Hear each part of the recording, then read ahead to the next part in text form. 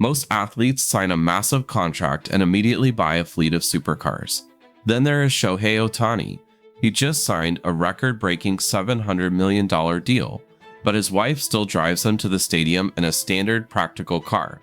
The top 1% of athletes do not build wealth just through their playing salaries. They build it through tax optimization, strategic deferrals, and extreme frugality. There is a common myth that you need to drive a Lamborghini to look successful. The reality is that the quiet athletes building permanent generational wealth are driving regular cars. Without understanding the actual science of wealth, players lose half their earnings overnight to taxes and lifestyle creep. But Ohtani's contract structure legally dodges nearly $100 million in taxes.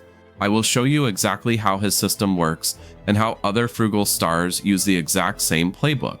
Let's move past the visual of the regular car and look at the hard math of the contract. The structure of Ohtani's deal is completely unprecedented in sports history. The headline number is $700 million, but he is only taking $2 million a year right now. He is deferring the remaining $680 million to be paid out from 2034 to 2043, and he is doing it at zero interest. This is not just a nice favor to the Dodgers to give them salary cap flexibility. It is a highly calculated tax optimization strategy. By deferring the vast bulk of his income until after his playing days are over, Ohtani gives himself a massive financial advantage. When those deferred payments finally kick in, he can establish his legal residency outside of California. By doing this, he legally avoids the state's 13.3% top tax rate. This single contract clause saves him an estimated $90 million to $98 million in state taxes alone. Let that sink in. He makes nearly $100 million just by waiting to cash the check in a different zip code. This is the ultimate win-win negotiation. The player drastically lowers his current tax liability, and the team buys the roster flexibility needed to build a competitive advantage. It is a masterclass in seeing the long game. Most people miss the fact that it is not about how much you make, but how much you actually keep. This clicked for me when I realized that a $2 million salary in a high-tax state leaves you with less than you think, but deferring the big money to a zero-income tax state changes the entire math. You need to understand that this level of wealth preservation requires discipline. It means living on a fraction of your actual market value today to secure a dynasty tomorrow. Now here is where most people mess up. They think this strategy only applies to guys signing half-billion-dollar contracts, but the underlying principles of delayed gratification and tax avoidance apply across the board. Once you nail that concept, everything else clicks into place. So let's shift from Ohtani's massive contract to how other superstars use intense frugality and asset protection to keep their money safe. There is a persistent myth that athletes always go broke after they retire. The reality is that the quiet ones who drive 28-year-old trucks die rich. Take Kawhi Leonard, for example. He has earned over $375 million in his career, but he still daily drives the 1997 Chevy Tahoe he had back in high school. The math of lifestyle creep versus compound growth is undeniable. Saving and investing 50% of your earnings in boring index funds beats buying depreciating luxury assets every single time. A truck that runs perfectly fine gets you from point A to point B just as well as a luxury SUV. But the money you save by not upgrading compounds into millions over a decade. This next part separates beginners from pros. Tim Duncan built his wealth through quiet compounding and serious asset protection. He utilized irrevocable trusts to shield his money. Trusts shield wealth from lawsuits, divorces, and bad investments. Duncan reportedly lost $20 million due to an advisor betrayal. That is a hard lesson in trusting the legal structure over the actual person. The boring paperwork is the actual secret to permanent financial dynasties. You set up the trust, you fund the accounts, and you let the market do the work.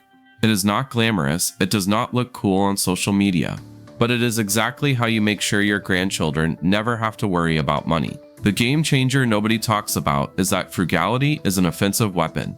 When you keep your expenses incredibly low, you are never forced to take a bad contract or a bad endorsement deal just to pay the bills. You dictate the terms because you do not desperately need the cash right now. This is where it gets fun.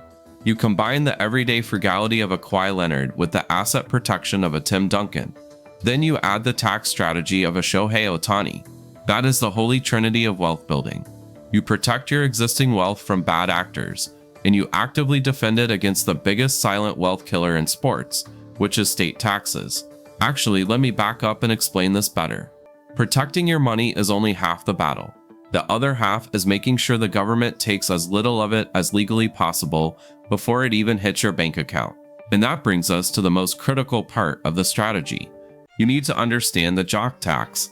It is the biggest drain on a professional athlete's paycheck. The concept is simple.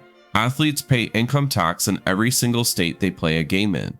If you play 41 nights in California, you trigger a massive state tax bite on that portion of your income. But if you are legally domiciled in Florida or Texas, you keep the money from your home games completely tax-free. Kirk Cousins is the prime NFL example of domicile planning.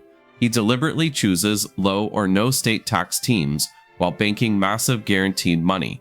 He went from Minnesota to Atlanta, keeping far more of his actual game checks because of the tax differences. Here is exactly how you execute the 3-step domicile playbook.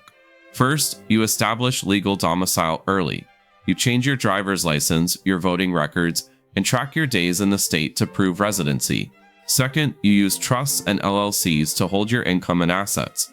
Third, you negotiate contract language for tax gross-ups, making the team cover the difference if you get traded to a high-tax state. There is a myth that frugality equals being cheap.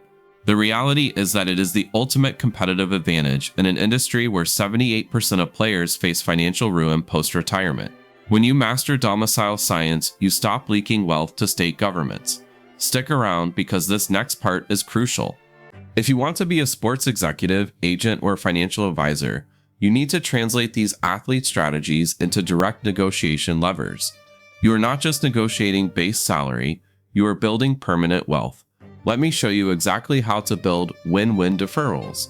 You structure contracts that give your players massive tax savings while giving the team immediate cap flexibility.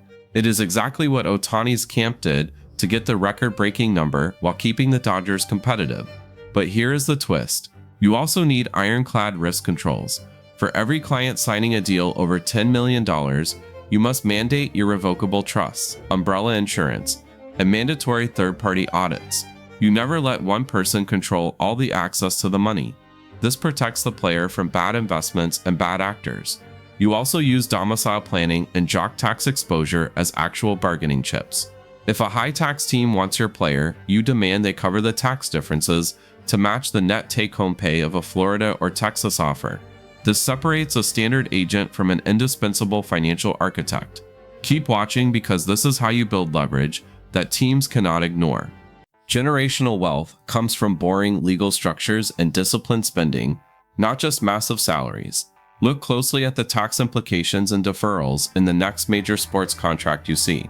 If you want to see the exact contract breakdown for a massive collegiate offer, watch this video next. Subscribe for more financial deep dives into college sports.